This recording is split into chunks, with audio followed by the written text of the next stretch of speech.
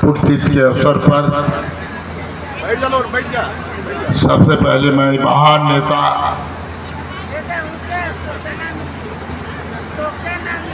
माननीय नेताजी के चरणों पर पुष्प अर्पित करता हूं। इस समारोह की अध्यक्षता कर रहे आदरणीय अध्यक्ष जी,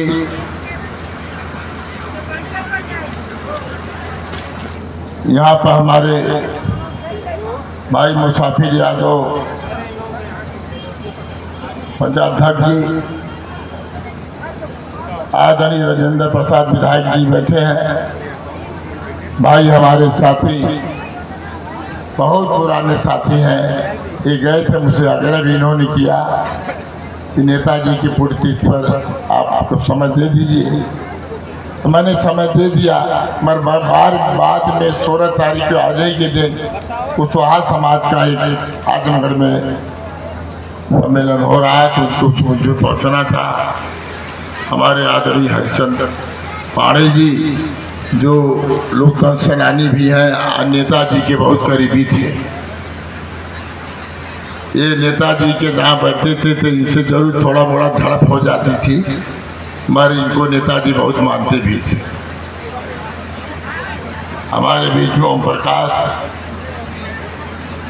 भाई, ओम प्रकाश सौजी, शैलेश यादव जी बैठे हैं, सुरभान यादव जी जिला अध्यक्ष समाजवादी पार्टी के हैं, राजेंद्र पांडे जी हैं, सीताराम यादव जी हैं, राम जान भाई हैं, विजय शंकर प्रमुख जी हैं, डॉक्टर अखिल डॉक्टर अनिल यादव जी हैं,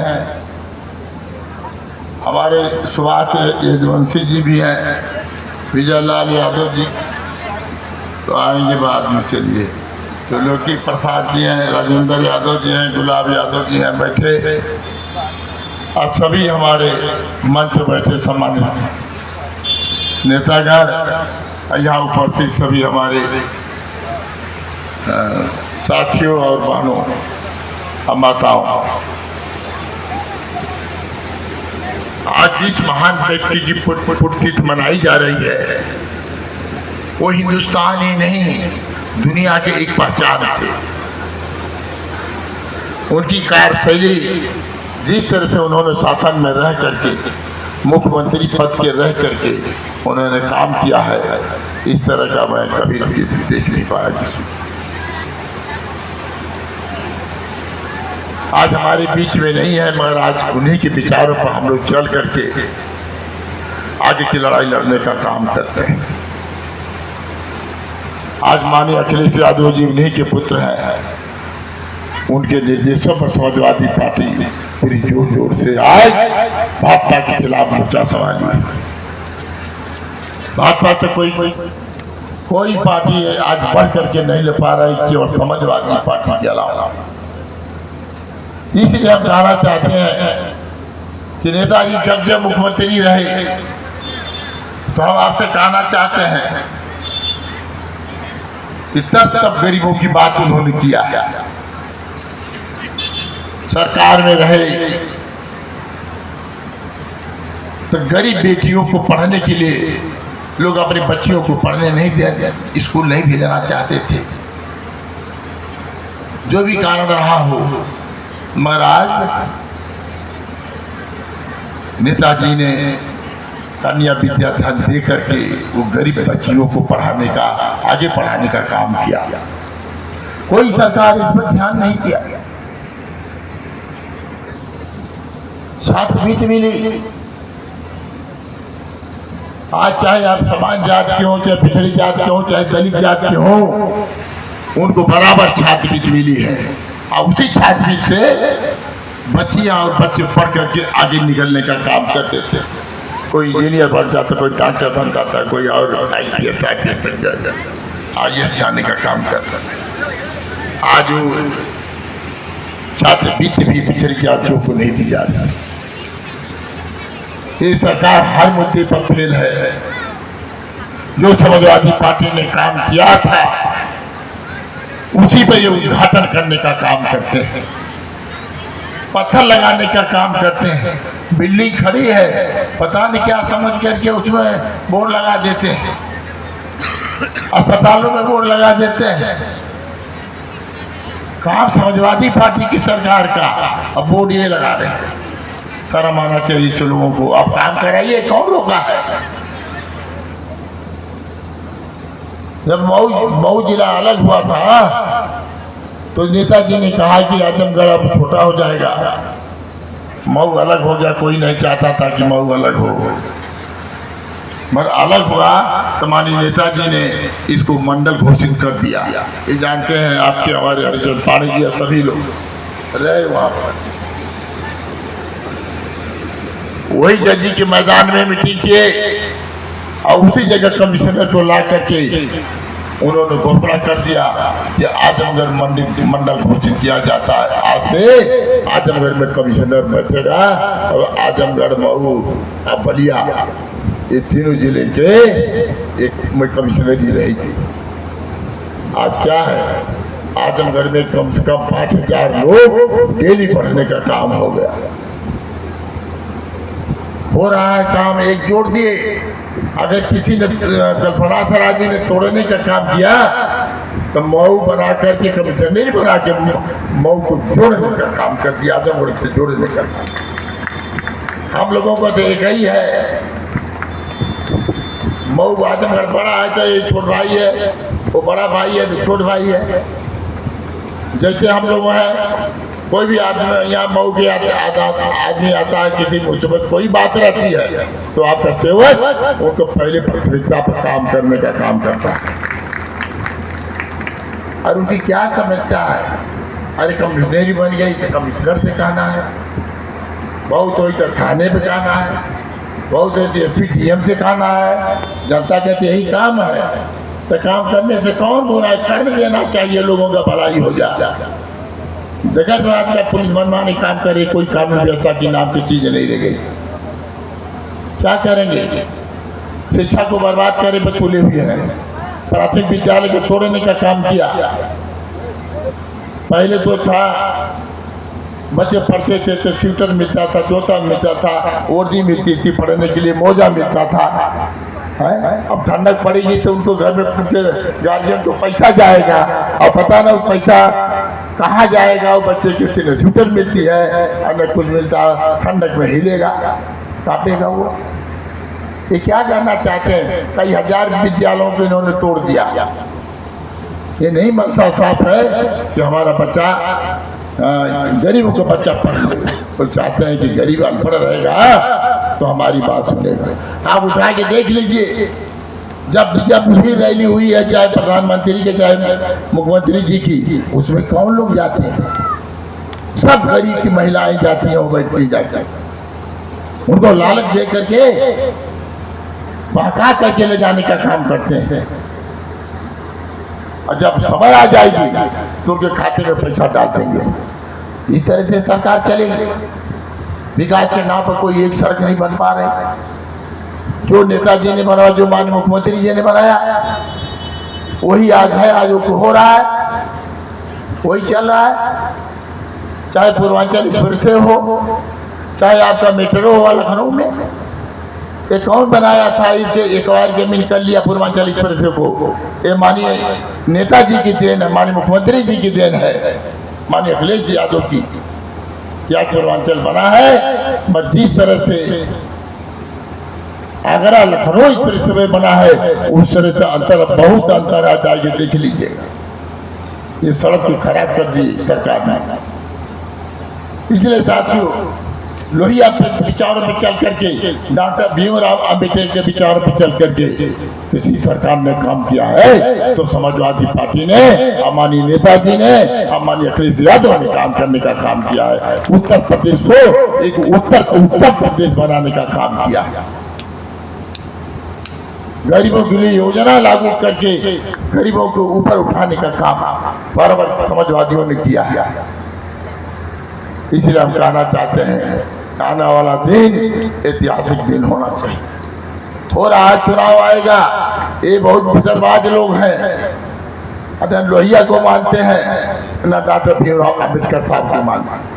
डॉक्टर भीमराव संविधान उनका खतरे में है। उसके लिए बचाने के लिए समाजवादी पार्टी और पीडीए के लोग आज मजबूती से खड़ा होकर के संविधान को बचाने का काम कर रहे हैं और उनके लड़ने का काम कर रहे हैं।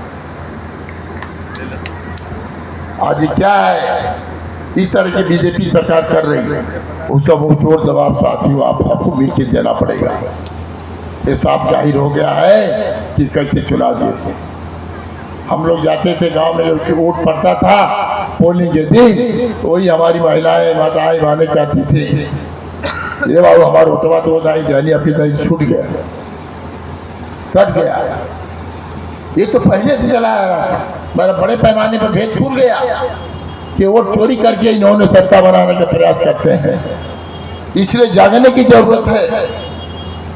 मऊ के साथियों से भी कहना चाहता हूं कि जो हमारी पार्टी के कार्यकर्ता लोग हैं उनसे भी निवेदन करना चाहता हूं कि अपनी अपनी वोटर लिस्ट को मजबूत बनाने का काम करिए। वही आपका असला है, वही शस्त्र है, वही अस्त्र है। चुनाव के दिन वही काम करेगा। हमारे बीच में आदरणीय लीलावती कुशवाहा जी भी आई है और ये मिर्ची रही है, ये आपको अपनी सारी बातें बताने का काम करेंगे। मैं तो आज हमारे यहाँ कार्यक्रम रहते हुए भी मैं कह दिया था, इसलिए हरिचंद भाई से बात किया, उन्होंने कहा कि आ जाइए आज बोल के चले जाइएगा, तो समझने के चले जाइए। नहीं तो जब मुझे मऊ आना होता है किसी कार्यक्रम से, और रामजान भाई जी बैठे, ये लोग पुराने साथी हैं, आते हैं, कोई काम होता है बुलाया जाता है तो मैं बहुत खुशी से आता हूँ, बहुत खुशी से आता हूँ कि चले हम वहाँ घूमने।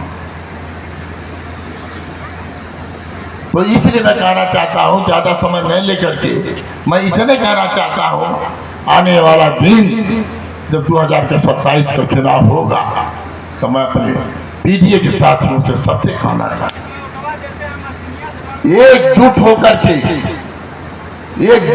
के एक एकता बना करके संकल्प लीजिए। नेताजी के आज पूर्ति के अवसर पर संकल्प ले लीजिए जाइएगा कि अब की बार कुछ भी हो जाए मगर वोट की हम बेईमानी नहीं करने देंगे और वोट डाल के समाजवादी पार्टी की सरकार बनाने का काम करिएगा।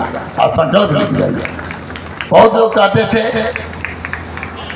अरे 5 सीट 10 सीट निकले लोकसभा की, हम लोगों का आभास हो गया था कि कम से कम 30 से ऊपर जाएगी।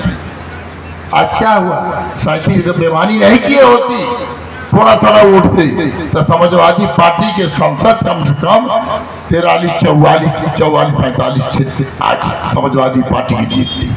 और इसके बाद भी 37 लोकसभा में 37 सांसद पीडीए के लोगों ने समर्थन दिया, पीडीए के साथियों ने मदद किया और मदद करके संसद बनाने का काम किया।